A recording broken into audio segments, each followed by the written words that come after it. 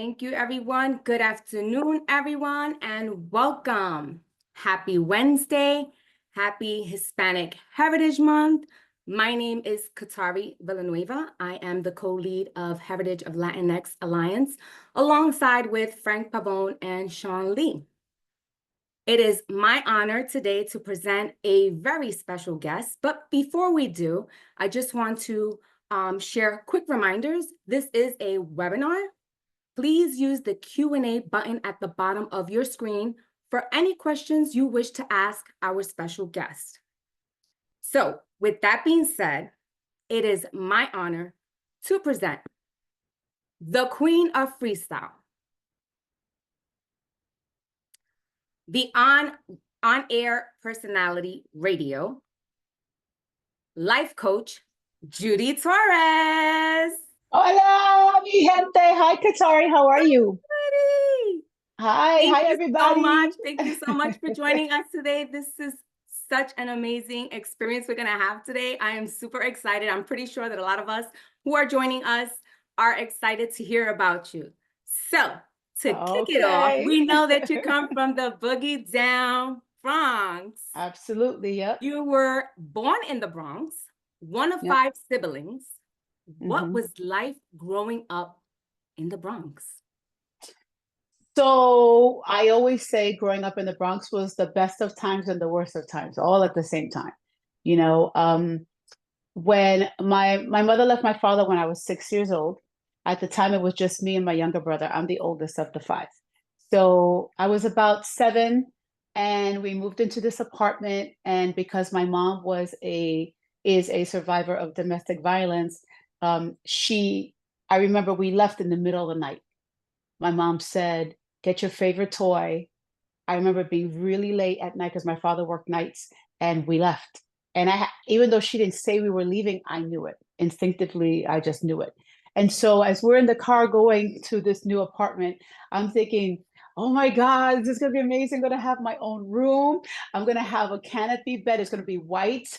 And I'm going to have big teddy bears all over the place. I was so excited. And we get to this apartment and there's nothing there, nothing. And, but I loved growing up in the Bronx because I learned so much of who I am today is from growing up in the hood, you know. I learned to appreciate that it's not what you have, it's who you're with. You know, I've learned to appreciate quality time. The thing I loved the most about the people I grew up around was how they really didn't have much, but they gave you everything they had, you know. The love, the strength, there was a strength among the people I lived with that I never witnessed, especially with women. And so growing up in the Bronx was the best of times because I had sleepovers with my friends. I made a lot of friends. You know, growing up with my father was very protective, so we weren't really allowed to have friends. And so when I came to the Bronx, all of a sudden I have all these friends. And so we had sleepovers and I learned how to dance the hustle. And I learned about what a throwdown was. Maybe not the best thing, but I learned how to roller skate. I learned how to ride a bicycle. So I had, you know, a really good time with all that, you know. And then at home, as much, you know, my mom was a great mom. And at the same time, like many other moms, she was in survival mode. So for about a year and a half, it was just us, just me, my brother Pete, and my mom. And then about a year and a half later, my mom met my stepfather, and he was really great. He took us to Orchard Beach. That to me, that was like, oh my God, there's a beach in the Bronx. I didn't know that. He took us to Orchard Beach. He took us to City Island, you know, all these like great places that I love the Bronx for. And it was really good for a while. And then unfortunately, may he rest in peace, he had a alcohol problem. And so on the weekends, he would get drunk. And unfortunately, you know, he would abuse my mother. And so that's why I say it was the worst of times, because for 7 years, it was really hard. You know, as a child, watching stuff like that, it changes who you are, you know. It changes how you handle trauma, you know. To this day, like this is like Halloween season. My boyfriend loves Halloween. I can't stand Halloween.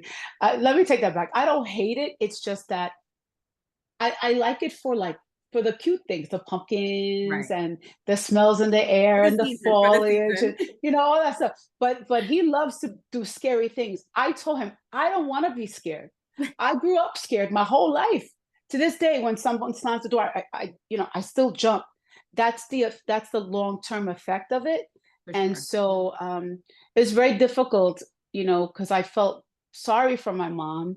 At the same time, sometimes I was angry at her. I didn't know how to voice that because I felt so bad for her. We were all so scared all the time. So I didn't, how do you get mad at your mom when she's just trying to hang in there? And so finally, one day, he got very drunk, and it was a very, very bad thing. And for usually if he hit my mom, um he would wait till it was late. He would wait till he thought people were sleeping. I would stay awake because I felt as long as I was awake, I could protect her because I had to know what was happening. So I would stay awake. And this one particular day, and he always, if he did hit her, it was kind of in the open. And this one particular night, it was Christmas actually, and he locked her in the room. And I had never, ever seen him do that before. So I was terrified. I thought he was going to kill her. And so I went and I got a butter knife and I picked the lock and I opened the door and I was like, that's it. At that point, I was about 14. I couldn't take it anymore. And I went in front of him. I went in front of my mother and I said, if you're going to hit her, you're going to hit me first. And he was like, oh. He just laughed at me. And he put his finger on my chest. I'll never forget it. It was so, I talked about this in my one woman show. If anybody saw my woman show, I talked about this because I had no idea that he was so strong. So that one finger, I was just like, and that was it. My mother turned into Mama Bear. My mom turned into a cougar. She ripped the phone off the wall and she threw it at him. I'll never forget it. And finally, that gave her the courage to leave. And so, he did apologize. I did forgive him. It's all good. So that was really hard. And because of home life being scary sometimes, I couldn't wait to go to school. So I was a nerd in school. I love learning. To this day, I still love learning. That was my And next question for you. I'm a nerd. I read. I'm trying to learn right now. I'm trying to learn French, and I'm learning Spanish more. Believe it or not, I understand it better than I speak it. I'm not fluent, so it scares me. And the reason is because the one time I did try to speak Spanish, my father hit me in the mouth pretty hard because I messed up. I said "yo te quiero" instead of "yo te quiero," and he hit me, and it was so shocking that I was like, I will never try to speak Spanish ever again. And so I didn't really start trying until I was around 18. And here I am 56. I'm like, I gotta learn more. So I got Duolingo, and I tell my friends who speak Spanish, look, try to speak to me in Spanish so I can practice. But it's still hard for me, but I'm happy that I'm working on that. So that's my story. And in school I was bullied. In high school, I was bullied. Now you went to all girls high school, correct? I went to a Catholic all-girl high school, Aquinas High School, which unfortunately is now closed. I knew from the second I graduated from St. Thomas Aquinas Grammar School. And some of my friends went to Lehman. I thought about going, not Lehman. They want to go to Bronx High School of Science, Spelman. And I was just like, I want to go to Aquinas because I had heard that they had a great music program there. And because I always wanted to be a singer and I couldn't afford voice lessons, I decided I'm going to go to Aquinas because I heard about that music program. And then I get to Aquinas and they tell me because I was an honor student that I can't take music or art. And I'm like, what? What are you talking about? That's what I came to the school for. So I had to take 4 years of Latin and pre-calculus and college courses. I couldn't take anything fun. So I was like, oh my God. And so the best I could do was join the choir. And I did. And that's where I met Mr. Frank Roman, my first music teacher. May he rest in peace. He was, oh my gosh, he was such a great teacher. Yeah, somebody just said it in the chat. Mr. Roman was the music teacher. Yeah, he was my music teacher. He was my mentor. I really looked up to him. I thought of him to be a very powerful man. I felt like when he walked into a room, he had presence. And when he would sing, when he would teach us something, I was just in awe of him. And I really didn't have a good male role model yet. So to me, he was my male role model. And a lot of people, I got a lot of flack from it from students. They were like, "Oh, she's brown nosing, she's kissing his butt. Oh, she's a teacher's pet." Um, and part of me felt hurt, but part of me felt like I don't care because I'm learning from this man. And to this day, everything that I've learned about like stage presence and how you hold yourself on stage, I have learned from him. So I won't change a thing. So growing up in the Bronx was the best, worst, best thing that ever happened to me. And I still love, I still love going there. When I perform there, I'm always happy to go back, especially Lehman. I just love it. Now, at what age did you know you wanted to go into the music industry? Was there somebody that influenced you into it, or? So what happened was, right? So, so my mom would play The Wizard of Oz. They play The Wizard of Oz on TV every year. And I looked forward to it growing up. And I didn't know that it was recorded. I thought it was live every year. I don't know why, I was a kid. And so I must be like 9 years old, 10, something like that. And it's like maybe the third or fourth year I've seen it in a row. And I was in awe of Judy Garland. And so I said to my mom, "Who's that girl? The one with the braids singing over the rainbow. Who's that?" My mom's like, "Oh, that's Judy Garland." I was like, "What? Her name is Judy? What?" Because I never liked my name. And then when I heard that, because it rhymes with booty. So, because everybody in school, that's what Judy Booty, Judy Booty. Oh And my so God. when I found out like there's a singer with my name, and I was just in awe of it. And so I told my mom, I said, "Mom, I want to be a singer when I grow up. I want to be a singer because her name is Judy and my name is Judy. And when I grow up, I'm going to sing with her." And my mom was like, "Oh, I'm sorry to tell you this, Mama, but Judy Garland passed away." And I was like, "What? No." Oh my God. I cried to sleep that night. I cried to sleep that night. And then I guess because I was a Catholic girl, I said to myself, "You know what? Somebody like that, she must be a saint now." So I started to pray to her every night, saying, "Judy, can you please help me get a voice?"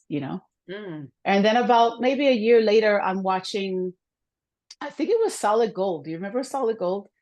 It was a girl, It you're was showing probably your not in my age. time. I was gonna say, you're showing your age. And the other people watching, they know. There was a show called Solid Gold. See, Arroyo Somebody said Oak I do. 3. I She do. said, Thank "I you. do." Thank you. Thank you, Allison. Thank you. Thank you, Sonia. Yes, Karen. Yes. So I think I was watching, I don't remember who was performing, but there was a woman performing and the camera panned out to the audience. And I remember thinking, there's hundreds of people in that audience and they're all quiet. They were like in awe of her. And when she finished singing, everybody they stood up and they were giving her a standing ovation. And I thought, that's powerful, you know, to command the stage like that. How does she do that? So that was another time I was like, I think I want to be a singer when I grow up. And then finally one day I'm in the bathroom. I was taking a bath. I had a bad day. I was crying, really like crying a lot. And I spent a lot of my childhood crying.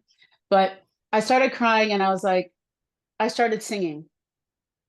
And I liked the way it sounded. Everybody likes the way everybody sounds in the bathroom. And I just remember thinking, my God, I feel better. I feel better, like to sing, like to get it out. It felt good. So I thought, if I feel better, then if I can sing, maybe I can make people feel better. And that was kind of like the thing that nailed it. Like, I'm going to be a singer when I grow up. Is that where the song "There's No Reason to Cry" was born? No, Oh, no, okay. No Reason to Cry didn't Just come until curious. I was about 16, no, 17. Yeah, so I couldn't afford voice lessons. I had found a place on Grand Concourse, a few blocks away from Foreign Road, that I found this voice teacher that offered me voice lessons for $10. So I ran home and I told my mother, "Mom, I found this girl. $10. And my mom was like, $10 I don't have, you know. I was like, okay. So I was like, what am I gonna do? So I just decided, all right, I'll make believe. I did a lot of making believing in my room. I will go to my bedroom to escape, you know. And I went to my bedroom because I had a record player there. And I will go to the library and I would rent musicals, the records for musicals. And the first musical I rented was Evita and then Chorus Line. And I never gave the records back. They're probably But looking for you. I would tell myself, I would practice, and I would tell myself, whoever I like who sings, I'm going to learn from them. And so I listened to a lot of Barbara Streisand, a lot of Whitney Houston, a lot of France Jolie, Donna Summer, and there was a rock group called Styx, and the lead singer of that group was Dennis DeYoung. And so I learned vibrato from him. Vibrato was when you hear people singing and their voice shakes. You know, so you go, there's no reason for you to cry. That like kind of thing. Yeah. So I learned that from him. And I just worked really hard. And so I'm 17 years old. I just graduated from high school. I graduated a year early because I was skipped from 6th grade. I didn't have 6th grade. And so I graduated. I was a nerd. I graduated and the first thing I did was I got to become a singer. And my mom was like, okay, mommy, we'll do whatever you want to do. My mom was always supportive. Whatever you want to do, mama, you just go do it. Do it. So I hit the street. There was no internet at the time. And so I would find flyers on the poles in the streets, you know, talent show and this show and that show. And I would go to all these seedy bars and perform. And finally I did a place called Side Street in Parkchester in the Bronx. And I sang Out Here on My Own from the movie Fame. And there was a judge there. It was a gong show, which means if you were bad, somebody would gong you. And so I sang something bad on purpose, but just to make everybody laugh. And I almost got gonged. And after the show, the judge who was going to gong me said, you know, if you need a manager, I'd like to help you. And I said, well, I don't have any money. And he said, I don't have any money either. I said, okay, well, what are we going to do? He's like, well, if I don't get you a paid show in 6 months, you can walk away. But if I get you a paid show, I get 20%. I said, okay. So he started getting me shows, and I'm singing Whitney Houston covers, you know, You Give Good Love and Saving My Love for You. And finally he says to me one day, you know, you're not going to make it big unless you do something original. And I was like, well, duh, I know that, but I don't know anybody. I don't know. The whole point of having a manager is to help me, you know? Correct. So he says, oh, I have a friend. He's looking for a singer. His name is Mickey Garcia, but you'll have to go and you'll have to audition for him. I said, okay. So I went to my manager's name was George Vascones. May he rest in peace. I went to his house and Mickey Garcia was there. I sang a little bit of Out Here on My Own. And he said, okay, I have a song for you. It's called Love's Gonna Get You. I said, okay, fine. He goes, I'm working with 2 other singers, Vicki Ryan and Seabank. Seabank has I Won't Stop Loving You, and Vicki Ryan has a song called No Reason to Cry. So the day before we're going to record, we go to George's house and we're listening to each other's songs in just demo form, which means somebody else was singing it. And I heard No Reason to Cry, and I was like, oh my God. It hit. That's a great song. Because I didn't really like my song too much. I thought it was good, but I didn't think I could sing it well, to be honest with you. And so when I found out Vicki had No Reason to Cry, I went over to her. I said, listen, I love your song. And she goes, really? To tell you the truth, I don't really like it. I like your song. I said, seriously? So we went to Mickey. Hey, can we change? Can we switch? And he's like, I don't care. I don't care as long as somebody sings the song. And that's how No Reason to Cry was born. Nice. So when and how did you get signed for your first music recording contract? So I think it was a few months later. I was singing No Reason to Cry all over the place, any club that they would book me in. And I did like over 150 shows. I performed for free just to get my name out there, you know? And I was fine with that. And finally, one day, Mickey Garcia comes to me. He says, oh, I got you signed. We got a label. And I'm like, what? My whole life, I wanted to be on Arista Records. My whole life. So I'm waiting to hear that I'm going to be on Arista Records, you know? with Clive Davis. So yeah. And he goes, yeah, you're on this label called Jackie Jack. And I was like, what, what, What's that? what's that? Jackie who? What? You know? But I was like, okay, whatever, I'm on a label. Hey, we got a record. That's fantastic. And a few weeks later, unfortunately, something happened. He was arrested. The label was dissolved, and now we have no label. So I'm still performing, and now people are starting to know the song, and it wasn't even on the radio yet. It was just me performing and word of mouth. And back then, DJs had record pools, and the DJs would go to the record pools and they would get the new 12 inches and they would play them in the clubs. And so that's how people got to know it. In a way, that's the biggest compliment because people just started to request it. And so I performed at 1018 one night, and this woman named Claudia Casetta's in the audience. She worked A&R at Profile Records. Profile Records was the same label as Run DMC and Rob Bass. And so she told Corey Robbins, who was the president at the time, you should really sign this girl. This girl, there's something about her. The crowd seems to really enjoy her. You should sign her. He hated the song. He hated it. And then he said, all right, I'll make a deal. I'll release it, I'll put on the label, but you have to re-record it. Re-record the vocals, re-record the music. I want everything changed. So we did. And then that was it. It got on the radio. It took about 1.5 years altogether. It got on the radio. And then he was like, okay, I'll give you a second single. And if that does well, then you can have an album. And I said, okay. And that's how Come Into My Arms came into effect. And then Come Into My Arms came into effect because I was in the car with Mickey, and Mickey goes, oh, yo, I got this great new song. I got this new singer. I'm working with her, and I'm going to give her this song, but it's not finished yet. So he plays it for me, and I fall in love with the song. I'm like, Mickey, you got to give me that song. He's like, but it's not even finished yet. I'll finish it. You finish it. I'll finish it. Let me write it. Let me finish writing it, And I'll sing it to you. And then if you don't like it, fine, you don't give it to me. He goes, okay, fine. So I wrote it like in 10 minutes. I wrote the last verse.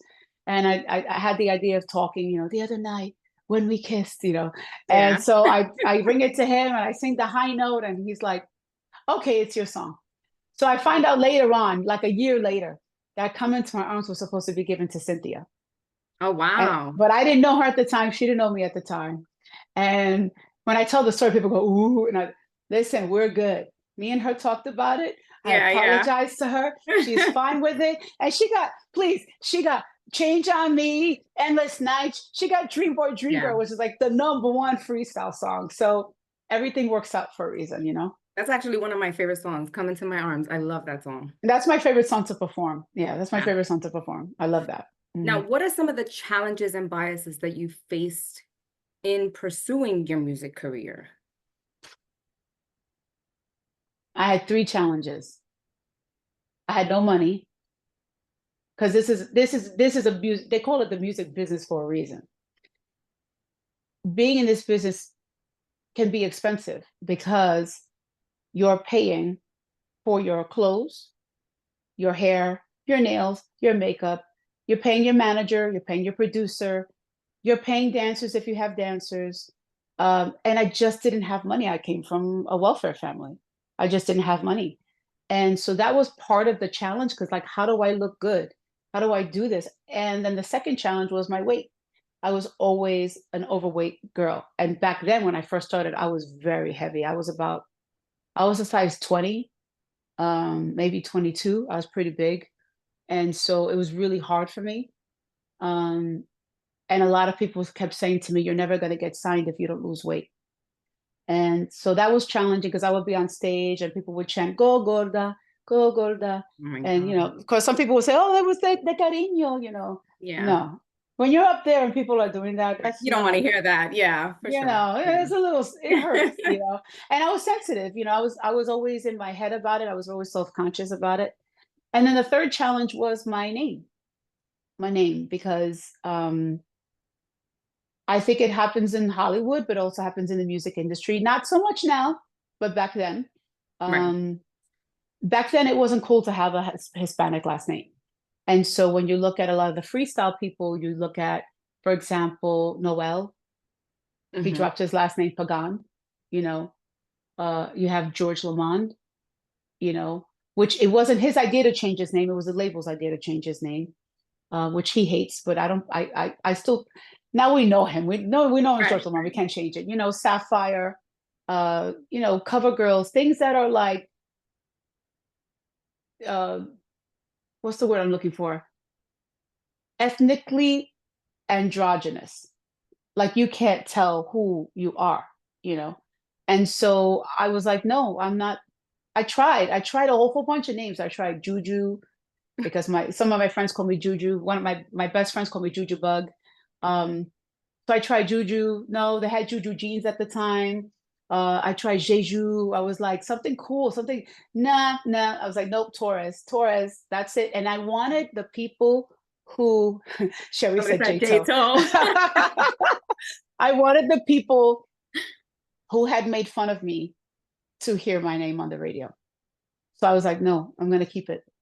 And that's it. So, you know, I think the wait was really hard because people made fun of me. People would throw things at me sometimes. I remember performing in the tunnel once and someone threw a condom and it hit my face. Oh my It, God. it was in the wrapper, but it doesn't matter. It was humiliating. All because of my weight. And it's like, what are you scared of? You know? And so I performed at Flushing Meadow Park one day and the crowd was doing all that stuff, the chanting, and I ran off stage when I was done. And I never showed people my feelings, but I would cry later on. So I went to a bench somewhere and I was crying. And this man walked by me. I think to this day, I think he was an angel because it was just weird. He walked by me, he stood in front of me, he goes, "Oh yeah, baby, that's how I like them. Chunky but funky." And I was so pissed off. Like, here I'm having the worst moment of my life, and you got to bring it up again, you know? And I swear to God, I looked up and he was gone, like gone. Like I never saw him again. Like I didn't see him walk away. He was just gone. Yeah. And so a couple weeks later, I'm performing at Palladium, and I was singing "Come Into My Arms" for the first time there. And my mother was there, my father was there on opposite sides of the show, opposite side of the stage. And I start performing, they start chanting Go Gorda, and I stop the music. And I never stop the music because Mr. Roman said, you never stop the show. The Mm-hmm. show goes on. And I stopped the music and I said to the crowd, when I look in the mirror, I see what you see. You know, I'm not here to be a model, I'm here to sing for you. And then I got mad and I said, let me tell you something right now. I may be chunky, but I'm funky. And the crowd went crazy. That's it. And it stopped after that. It stopped that. It was so strange to me. And then I recognized, I feel like, I think, I think a crowd, right? There's a crowd mentality that's different from people when they're by themselves. Crowd mentality allows you to do things you normally wouldn't do if you were by yourself. Mm-hmm. And so I think sometimes the crowd, when you're on stage, that spotlight is a magnification of what you already are and what you already believe about yourself. And I think because I was so uncomfortable with who I was at the time, Right. they saw that. And I think they saw a weakness and they highlighted it.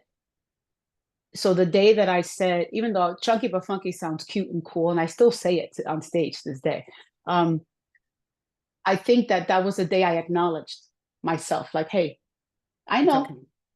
know, but I'm here to sing. That's all I'm here to do. Right. And after that, that stopped. And then even when people would start to chat, other people would say, shh, you know, they would shut them up, you know. And so, and there's still, you know, I have a saying, and the saying is there's always one. Oh There's yeah. always one hater in the crowd. There's always one person in the crowd who's gonna say something stupid. You know, Mm-hmm. I tell my boyfriend, my family, when you're in the crowd seeing me perform, know that somebody's gonna say something stupid and just ignore it. Ignore it. Because what they're saying about me is not really about me. It's about them, Mm-hmm. you You know? can't give it power. Yep. So You're right. I'm sorry I went on a big speech, but that's the deal. No, that's great because I'm pretty sure there's a lot of us that want to need to hear this, right? especially being bullied. Bully is a really big thing, you know. And it happens when you're an adult. You know, it's Exactly, not only in school, but as an adult. I'm in my 50s now, 56, and I still feel like when I'm working with people backstage, on stage, I'm like, my God, are we still in high school? Mm-hmm. Like there's still cliques, there's still the cool Oh, people, yeah. and Oh, there's, yeah. you know what I mean? Like there's still that the awkward nerd. There's still Yeah. it's so funny. It's like we're adults, but we're the parts of us that are not healed are Mm-hmm. still children. Yeah. We're still And the kids. mindset and the mindset too. Um, Absolutely. so now my next one is, as a Latina, do you say to yourself, wow, I'm a recording artist, on air radio personality, I'm an actress, I'm a producer, I'm a playwright, a life coach, I'm a model. How do I'm you 56. How the hell did that happen? I'm a model. We see you. We see you. I'm like, that's, oh my God. That just makes me cry. By the That way, makes me everybody cry. loves your show. Thank you. I'm seeing the in the chat. They're like they love your show. You know, that it just makes me cry because I've just come a long way, you know, and so many people made fun of me. And even though, you know, I'm not perfect. And I don't claim to be like this, a supermodel, nothing like that. But to have a stranger talk to me and say, hey, I think you could be a model. Why don't you come to my office and we'll talk? It's Mhm. like, what? You know? So at 56, it's the biggest compliment and the biggest like turnaround. So I'm sorry, you said as a Latina, what was the rest of your question? No, as a Sorry. Latina, do you sit back and you say to yourself, wow, you know, I'm a recording artist, I'm a producer, you know, like how do you feel about that when you can sit back and say, you know, this you've accomplished so much, right? Despite all the challenges and despite what you went through growing up, right? Yeah. Do you ever think to yourself, wow, I didn't think I would get here. I didn't think I would be all of this. Well, I definitely didn't. Everything that I have career wise happened because of No Reason to Cry. And that's the thing that blows me away. You know, we didn't have money. We recorded that song in my producer's apartment in his bedroom with one side of the headphone that worked and the other didn't. So I'm like this. And the microphone was like, I make fun of the microphone because it's all beat up. It's like a Radio Shack microphone, all beat up. But we did it because we did it from the heart. So um, so a few things about how I feel. I feel number one, extremely proud. I I'm not perfect. I want people to I'm not perfect. And I know that sometimes um somebody tries to talk to me when I'm not expecting it, or when I'm literally ready to go on, when I'm getting ready to go on, I have to focus. And when you try to talk to me, I'm not trying to ignore you. I'm praying. I'm trying to get focused so I can go out there and do what I've been paid to do, you know? Um, so as a Latina, I'm very proud. I'm very proud because where I come from, nobody makes it. Nobody gets out there and does what people wish to do. I'm extremely fortunate and blessed to say that that what I love doing, I get paid for. That's an honor, that's a privilege. I feel also blessed. Like I know I would have none of this if it wasn't for God. If it wasn't for the faith that I have in God, I would have none of this. And I'll say it to everybody, there is nothing. I can't do anything without him. I can't. I can't. There have been many times, there have been two or three times in my life where I should have been dead, and I know he saved me. So I will always give God the glory first. The third thing is I feel pressure. I feel pressure. I feel like I want to be. So if I could have a model, this is the model that I use for my life coaching. I'm here to inspire, encourage, and empower other people to become the best person that they can be. And so that's what I hope my legacy is, to help people do that and to remind them that there's no reason to cry. But there's pressure there, you know, when someone's, and I want to say, I don't call myself Queen of Freestyle. I got to get that out there. People call me that. People began calling me that years ago. And I never asked for the title. It's a lot of pressure, you know. So I always feel this pressure to be an example, to do right and to do well. And I am not perfect, but I should try really hard. So to sum up the question, I'm proud, I'm honored, I'm humbled as a Latina, and I will always feel pressure to make you guys proud. So if you was to talk to the little girl inside you, in terms of your accomplishment, what would you say to that little girl? So when I did my one-woman show called No Reason to Cry, at the end of the show, I closed the show with me talking to my 7-year-old self. Had a big picture of me as 7 years old behind me, and I turned to her and I talked to her. And what I would say to her today was what I said to her on stage that day, you know.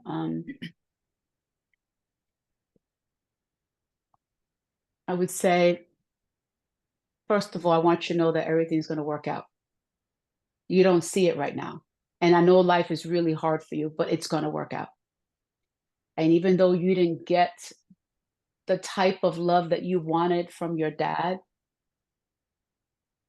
there are thousands of people who are going to love you. You are completely fine the way you are. Just keep on going. Just never give up. Everything's going to be okay. Watch, just watch. And I'm going to protect you. You might not have been protected growing up, but I protect you now. And that's what I do for myself when I feel, if I feel that I'm being taken advantage of, or I feel I'm in a position that I'm being pressured about something, I say to myself, when you were a kid, you had no control over that situation. But as an adult, now you do. Now you're responsible for who you are. You know, we all have trauma, and some of us have worse than others. And I could have grown up saying, oh, my father was abusive and my stepfather was abusive, and because of that, that's why I'm like this. But at some point, you have to make a conscious decision that once you become an adult, you can no longer blame anybody, because you're free to become whoever you want to be. So you could let that trauma be part of your testimony, as opposed to blaming it and staying a victim. I feel like when you blame, you continue to blame, you stay a victim. Yeah. Well said. That is well said. And everybody in the chat here is saying you are the queen of freestyle. So just know that. Oh, thank you. No, because there's a lot of talk online, and I can't. I love social media. I love social media because I love that I can connect directly with the fans. That's an amazing thing. I used to get, you know, you used to have to wait for the label to give you fan mail. They would send fan mail to the label, and I would get it like once or twice a year, and I would get it in stocks like this, and you read it and you write back and all that stuff. But you would find out a year later how somebody thought about something. You know, now with social media, they tell you right away, right, whether they like the show, they didn't like the show, they like what you wear, they didn't like what you wear, you know. So I think that's a great thing. And I can talk back to them. I could say, thank you. You know, I love that we could post where we're going to be. I love that we could show them behind the scenes, behind stage, stuff like that. The only thing I don't like about social media is these trolls that come on that try to break you down. Because of social media, now I got to buy new clothes all the time. To keep up, you gotta keep up. Like, damn, she wore that the other day. Did she wear that 2 weeks ago? And I'm like, it's clean. God. I washed it, you know. so that type of pressure is odd, but I find it to be really cool. And so, how did and I know you're on the radio. So, how did your radio career on Hot 97? On KTU. On KTU. KTU. Okay, on KTU. Yep. How did that come about? Do you decide what to talk on the radio, or? So the way I got hired at KTU was I had done a show for KTU somewhere in Long Island. I don't remember now. And I think one of the artists was running late, and I just finished performing, and they had nobody else to go on because the artist was running late. And so my manager at the time came up to me and said, Judy, you got to go out there. They want you to go out there and they want you to talk to the crowd. They want you to stall, And I said, what am I supposed to say? I don't know what to say. And they were like, no, but you got to go out there. You got to help them. Okay. So I went out there. I don't remember what I said. I just remember I had fun. And me and the crowd were laughing. I don't remember what it was about. I sang one more song. They asked for an encore. I sang one more song and I came off stage. And about a week later, I got a phone call from Frankie Blue, who is the program director. And he said, hey, you want to be part of the KTU Dream Team? And I thought, because when in the 90s, I fell on some hard times because freestyle had kind of died for a minute. So we had no shows. I had nothing. I had to get a job. And so I worked as a secretary for an attorney. And so when Frankie Blue called me about KTU, I thought he needed a secretary. So I said, I could type really fast. I could do like 130 words a minute or something like that. I forget what I said. And he goes, no, we want you to be on the air. And I was like talking? He's like, yeah.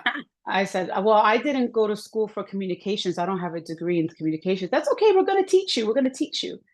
And 2 weeks later, I was on and I sucked. I was horrible. Oh my God, I was horrible. I was horrible. And then one day the program director said, I thought I was going to get fired. And the program director said, I think we should be playing freestyle when you're on the air. And I was like, no, because I want people to know me as a radio personality. Mm-hmm. He goes, no, but I think you should do it. So one day I come in and I look at the program. And to answer your question, I don't decide the music. That's already done. So okay. I come in, I look at the program and it's all freestyle. And I was upset because I just told him, I just want to learn how to be a regular radio, But I was like, okay, so I'm playing freestyle. And I realized he was right because I knew the music, I knew the songs, I knew the artists, I knew some stories.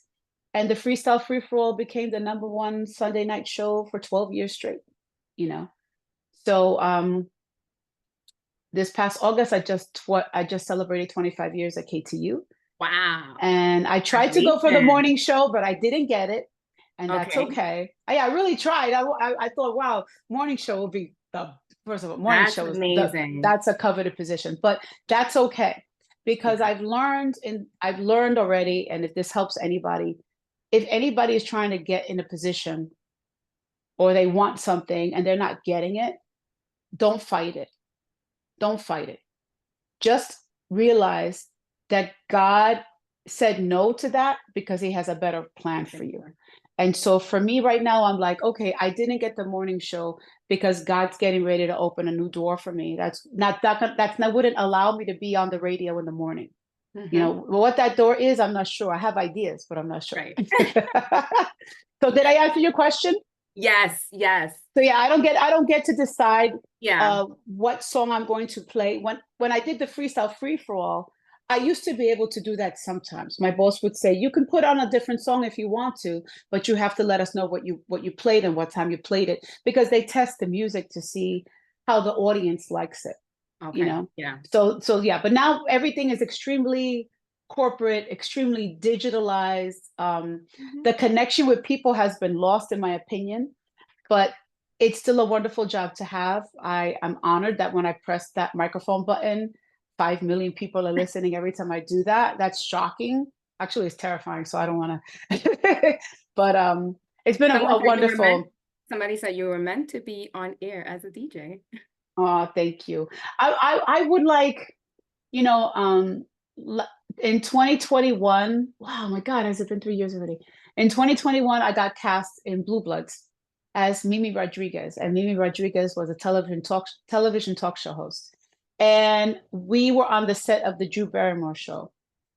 And even though I was just acting, when I was there, I had like chills the whole time. I was like, I would love to be on a TV talk show. I would love it, but we'll see what happens. Let's see. It'll happen. Let's see. Mm-hmm. In due time, it'll happen. So I have one last question for you before I get into the Q&A, because we do have 3 questions in the Q&A. So my last one is, how did it feel to be selected as the madrina for the Puerto Rican Day Parade last year, 2023? Oh my God, it was so good. It was so good because I was like, why was she there this year? We were there this year. 30 years before that, I was the madrina. But I was too young to understand what was going on. So they gave me the sash to wear, and I sat outside limo going like this, Mm-hmm. and that's all. That was it. So here I am 30 years later, and they ask me, and I'm like, seriously? Oh my God, yes, yes. And so, but this time it was different. This time I went to the ABC studios and I did an interview. I was invited to the gala. I got to meet Justina Machado. I got to meet Nice. Mr. Torres from ABC News. I keep forgetting. I got to meet David Navarro, Joe Torres, Joe and Torres. Joe Torres, and I was on his show at Tiempo. Oh my God, it was great. But the most exciting thing of all, believe it or not, was the joy that I felt. The joy. It was a euphoria. It was just like a feeling like I'm okay. Like I made it. I'm good. And when I was on the car passing the crowd, and to see them screaming and saying your name and waving, and then I had a dress made for me, and I told her, I said, I want it to be like the Puerto Rican flag. I want it to be red. I want it to be long with a Puerto Rican sash that looks like a Wonder Woman thing, and I want the sleeves to be like the stripes from the flag. And she did it, and she killed it, and it was just a beautiful experience. And then when I got to the bandstand and I got interviewed by Sunny and David Navarro from ABC, that was exciting. I just felt very proud. I just felt really excited, That's a great Call experience. my mom, Mom, did you see it? Yeah. Did you see it? It was great. It was great. All right, so we have one question here in the chat for you. I mean, in the Q&A. Do Okay. you think alcohol abuse is something that is more accepted in our society, despite how much damage it does? How has the culture changed in the Bronx in your eyes? Ooh. Hmm. Well, okay, that's a loaded question. So let me start with the first part of the question. I think, repeat the first part about alcohol abuse. Do you think alcohol abuse is something that is more accepted in our society, despite how much damage it does? Okay. As a child growing up, watching it, right? Because I didn't drink, watching it, I would say at that time, the culture, yes, it was accepted. It was like the men worked really hard all week, and then the weekends they drank their 6-pack of beer. So it was something that was considered normal, with quotes. However, I don't think it's that it's accepted. I think part of it is, if it's abuse, right? Uh, it's allowed to continue because of the fact that it's kept in secret. It's the secret. It's keeping things in secret that allow you to continue an addiction. And when you say things like, what happens at home stays here, it doesn't allow you to tell someone like, hey, there's abuse going on in the house, And we all need something to deal with when we are stressed. Many people turn to alcohol, to food, to gambling, to shopping, to sex. We do everything except stop and feel the emotion. We're afraid to feel the emotion. If we just allowed ourselves to feel it, we would recognize that you feel it for a few minutes, it's pretty uncomfortable, and then it goes away. And you're okay. But we don't do that. So I think that it may be part of the Hispanic culture, sort of, kind of.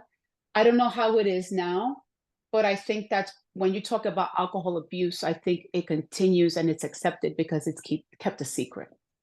And the second part was about the Bronx. Yeah. How has the culture changed in the Bronx in your eyes? When I went back to my old place on Crotona Parkway, the old apartment where I had grown up until I was about 15, it's the same, but it's changed. The bodega's still on the corner, which I'm happy to see. And it's cleaner. It looked cleaner. I was like, okay, this looks good. This looks better.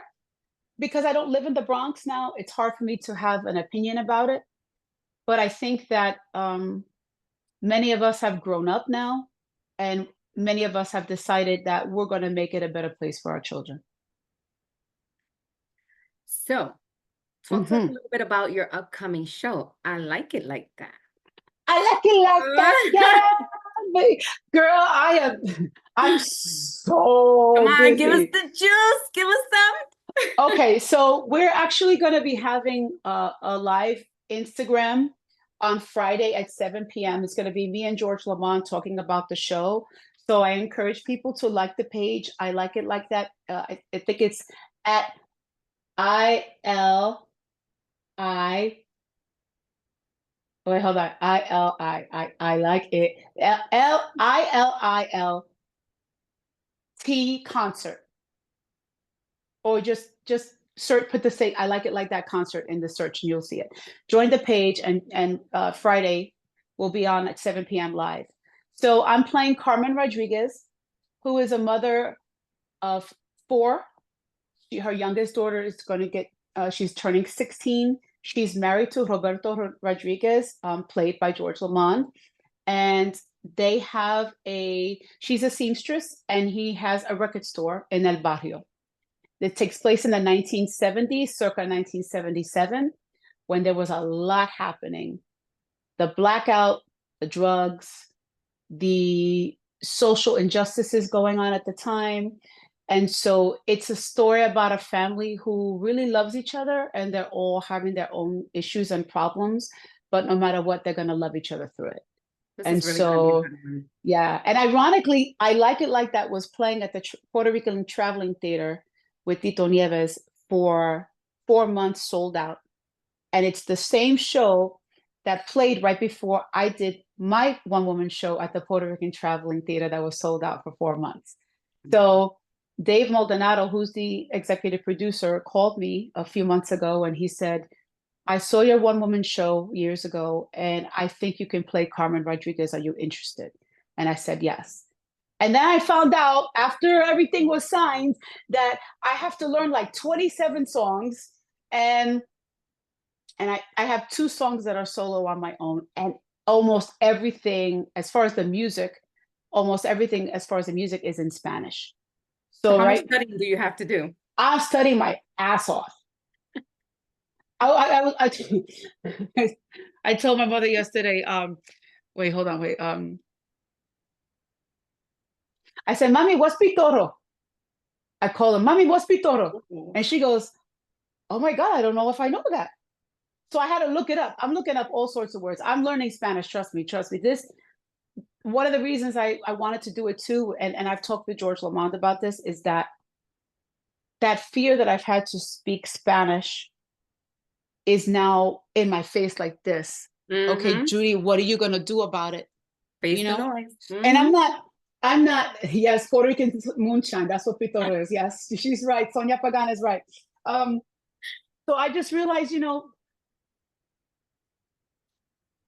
I'm gonna say this to the people here. For those of you watching, when you are afraid of something, that is a clue that you're about to have a breakthrough in your life. When you avoid something because you're afraid of it, it's partially because you're unfamiliar, partially because it's uncomfortable.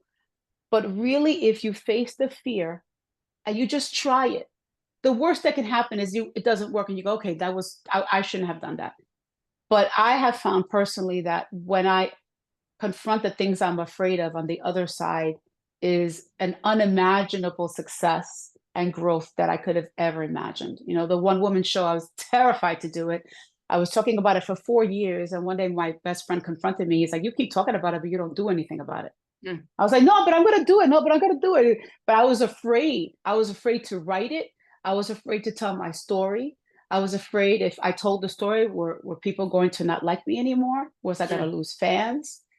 And I just decided, screw it, I'm going to face it. And it ended up being the best thing I've ever done in my career so far. So I know we're getting close to time, but I have 2 more things for you. Mm-hmm. Is there an autobiography book in the near future? It's coming. Okay. It's coming. Okay. No Reason to Cry. The book is coming. Trust me. I have 180 pages written.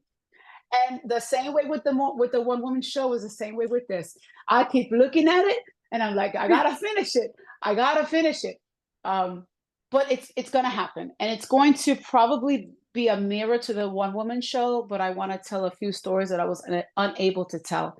And, you know, it's been 4 years since I did the show. No, 3 years since I did the show. And I want to bring it back. I want to bring it back because more new things have happened and I'd love to tell the story. So, but I want to bring it back, right? So right now, I Like It Like That is next. Okay. And then I also am cast in a play, and I'm also producing the play. The executive producers are actresses Judy Reyes and Anna Ortiz. They were both in Devious Maids, if you ever follow them. But we have a play called Freestyle, a Love Story. And it's about a couple that meets, they fall in love, and they love freestyle. And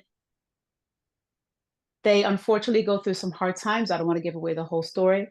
No. And then 30 years later, they bump into each other. After their divorce, they bump into each other at the Radio City Freestyle Freestyle Extravaganza. And the question becomes, what would you do if the one who got away bumped into you 30 years later? What would happen? You know, I'm very proud of the show. We just performed it in Washington, D.C., and we're bringing it to the stage December 14th. I'll be announcing where soon. So if you're not following her, make sure to follow her on Please Instagram. follow me at Judy Torres Music, Facebook, Instagram, TikTok. I really don't do X, Twitter, X, Okay. whatever I call it. But whatever I put on Facebook, I think goes automatically there. But and I'm very interactive with the fans, but I've just been so busy lately I haven't been able to. But I do read the comments, I do read messages, and I do the best I can. I know I disappoint people sometimes, like, I sent you a message a month ago. I'm doing the best I can. So one last thing, what advice would you give anybody that's starting in the music industry, especially the ones that are in high school? What would be your final? The first thing I would tell you is know who you are. Why do you want to become a singer? To be famous is not a good answer, because you'll get caught up in the money and the fame. And when you get caught up in the money and the fame, you become prisoner to everything everybody wants to do, because you're going to be too afraid of losing it, you know? So know who you are as an artist. What do you want to portray as an artist? What's your intention? When you get on stage, why are you getting on stage? Because you love to sing, because you like the attention? I think secretly every artist has deep down like insecurities that we want people to like us. So we hear the applause, oh, it feels good. But you can't do it just for that. You have to do it because you have an intention. When I get up there, usually my intention is a few things. Number one, I want people to forget their problems. I want to help people forget their problems, even if for a short time. Number two, to show people that this Latina named Judy Torres, who's heavyset, is up there doing it. So if I can do it, you can do it. You know, number three, like I said before, to inspire, encourage, and empower people, that they know that anything is achievable if you really want it and you're willing to do the work, because you can't just want it, you have to work. So I would tell them, know who you are, get ready to work your butt off. You're going to hear a lot of no's. So you have to be secure in yourself. You only need one yes for everything to work out right. So when they say no, let it be fuel for you to say, okay, they said no. So do I have to get better? Is there room for improvement? What else can I do? But don't give up. Don't quit. The last one is get a lawyer. Get a lawyer. Because you're gonna have contracts, and when you're gonna read these contracts, you're gonna be like, what? And at 17, when I signed contracts, I didn't know what I was doing. And I found out that I agreed to things that I didn't think I agreed to. And so now I do nothing legal without an attorney. That's all. Thank you so much. This has been very, very helpful, very motivating and inspiring. We want to thank you for taking your time out of your busy day. We know you're super busy, but thank you so much for sharing. As soon as we finish, I got to go back to learning my lines. Thank you so much for sharing your story. And we also want to give a special thank you to the Office of Diversity and Inclusion, the Mount Sinai Health System, and the HOLA ERG committee and members. Thank you so much for watching. And I want to thank Katari. And Katari, please forgive me because I can't remember his name now. The other gentleman who tried to get me before.